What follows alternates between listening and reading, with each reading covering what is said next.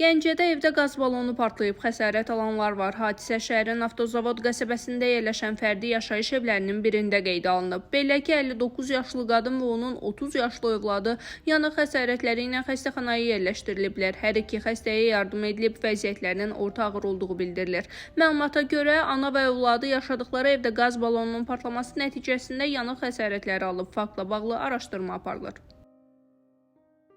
Beyləqanda spirtli içkidən zəhərlənən şəxs ölüb. Bu barədə Tibbi Ərazi Bölmələrini İdarə Etmə Birliyindən məlumat verilib. Martın 20-sində saat 15:00-da zəhərlənmə şübhəsi ilə 1967-ci il təvəllüdlü şəxs Beyləqan rayon mərkəzi xəstəxanasına hospitalizasiya olunub. Ona dəqiqləşdirilməmiş spirtin toksik təsiri diaqnozu təyin edilib və reanimasiya tədbirləri görülüb. Həkimlərin çoxsaylı səylərinə baxmayaraq saat 16:20-də ölüm faktı qeydə alınıb deyə məlumatda bildirilir.